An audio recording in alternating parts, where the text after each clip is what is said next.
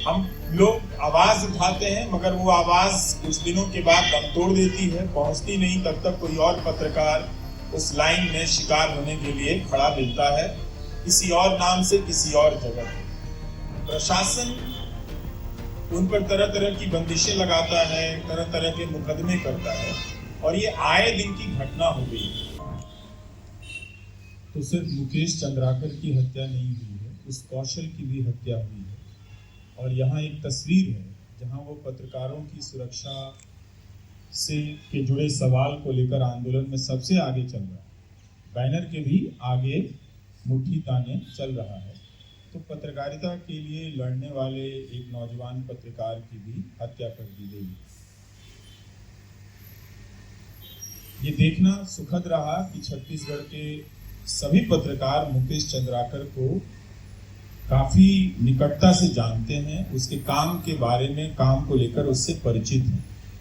मेरे ही फेसबुक पर कई सारे पत्रकारों ने मुकेश की पुरानी रिपोर्ट को साझा किया, जिससे पता चल रहा था कि उसका काम उस राज्य में कम से कम नोटिस में है। दिल्ली के पत्रकारों से उसका रिश्ता जरूर रहा होगा, लेकिन उसकी पत्रकारिता पर किसी ने सवाल नहीं उठाया। शायद ये वजह थी कि उस ठेकेदार को ये बात चुभ गई होगी उसकी खबर को लेकर कि किस स्तर के पत्रकार ने उसकी जो ठेकेदारी को लेकर जो सवाल उठाए थे किया है। और उसकी हत्या सिर्फ एक पत्रकार की हत्या नहीं है, बल्कि छत्तीसगढ़ में और दूसरे राज्यों में ऐसे चल रहे न जाने कितने ही घोटालों पर पर्दा डाल दिया गया। कोई मुकेश जैसा उत्साही पत्रकार अब उन घोटालों पर हाथ डालने से डरेगा, सोचेगा, या उसे कोई हतोत्साहित करेगा कि मत करो, तो बहुतों ने राहत की भी सांस ली होगी।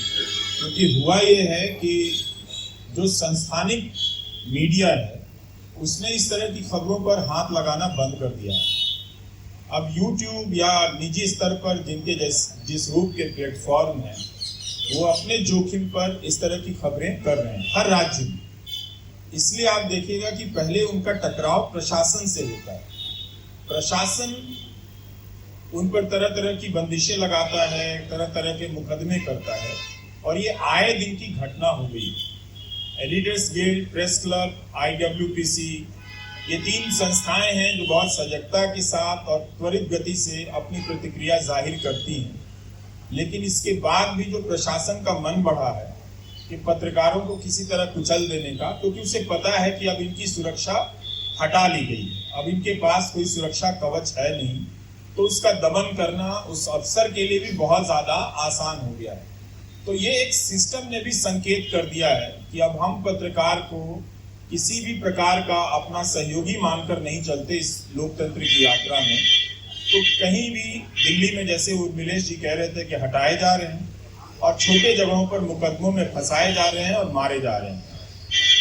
हम लोग आवाज उठाते हैं मगर वो आवाज कुछ दिनों के बाद दम तोड़ देती है, पहुंचती नहीं। तब तक कोई और पत्रकार उस लाइन में शिकार होने के लिए खड़ा मिलता है, किसी और नाम से, किसी और जगह पर। लेकिन हम फिर भी यहाँ से बहुत कुछ कर सकते हैं, यही कि उसके परिवार की आर्थिक मदद के लिए हम अपनी तरफ से व्यवस्था कर सकते हैं। जिन संस्थानों से जुड़ा रहा है उन संस्थानों को press club of India, editors guild of India की तरफ से पत्र भेजा जा सकता है कि आप भी मुकेश के परिवार को कुछ आर्थिक मदद दीजिए।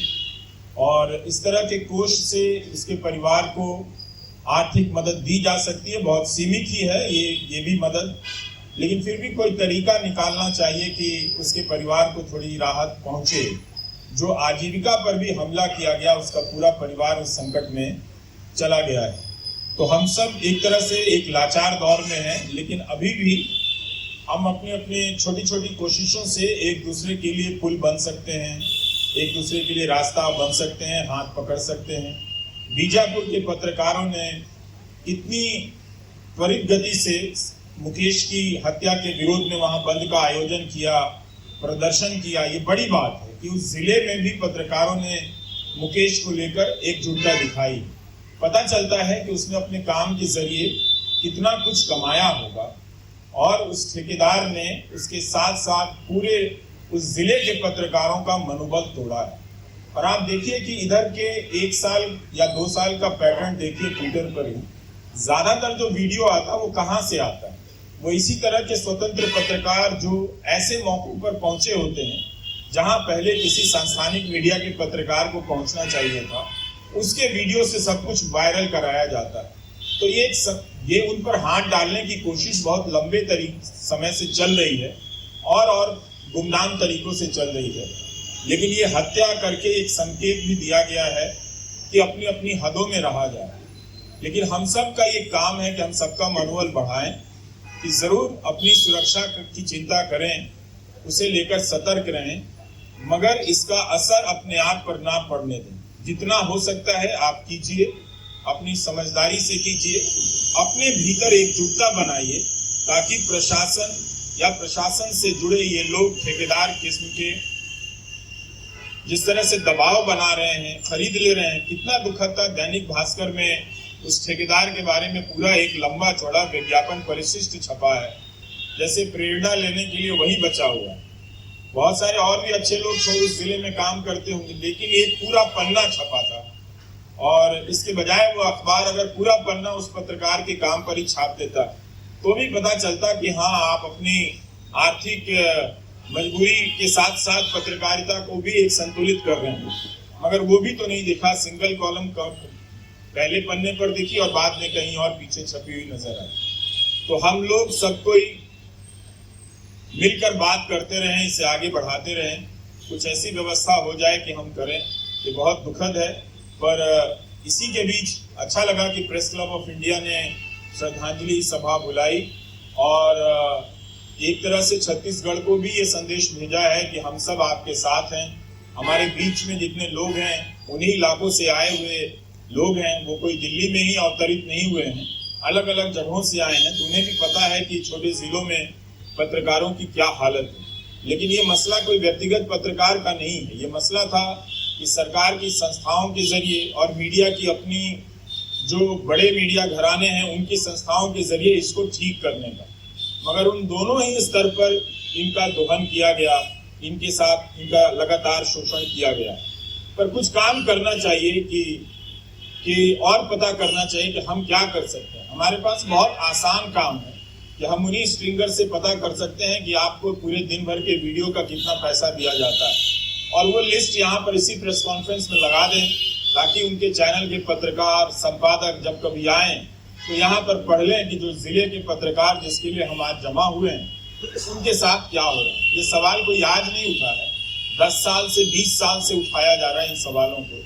लेकिन अक्सर आपस की बातचीत में किसी को कमतर दिखाने के लिए, आप तब नहीं बोले, आप अब नहीं बोले साबित करने के लिए, इन सबको पॉइंट स्कोर करने के लिए सब बातें कही जाती है। लेकिन इन बातों को अभी भी संस्थानिक रूप दिया जा सकता है, ठोस तरीके से हम कर सकते हैं, जिससे पता चले कि हमारा शोषण किस तरह से हो रहा है, काम के घंटे क्या हैं, उन्हें मिलने वाला जो पारिश्रमिक है वो क्या है, कितना है, क्या उससे उनका काम चलता है जिलों के पत्रकारों के बारे में। Press club of India Mukesh की हत्या की पृष्ठभूमि में कम से कम यही एक टीम बना ले जो अलग अलग राज्यों में भले ना जा सके तो किसी और तरीके से ऑनलाइन के जरिए इस तरह की सूचनाओं का संग्रह करके एक रिपोर्ट अगर पहले प्रकाशित हुई है तो फिर नए अपडेट के साथ भी प्रकाशित की जा सकती है। तो हम कुछ अपनी तरफ से कर सकते हैं, कुछ सरकारों से भी मांग कर सकते हैं कि मुकेश के परिवार के भरण पोषण के लिए एक समुचित राशि दी जाए जिससे उसके परिवार का भरण पोषण हो सके, और कोई सदस्य नौकरी के लायक है तो जिला स्तर पर ही उसके परिवार के किसी सदस्य को नौकरी दी जाए। ये छत्तीसगढ़ सरकार से भी हमारी मांग है। Press club of India, IWPC, editors guild को भी ये मांग दोहरानी चाहिए। उन्होंने जरूर उचित मंच पर ये मांग रखी ही होगी। आप सबका बहुत बहुत शुक्रिया। नमस्कार।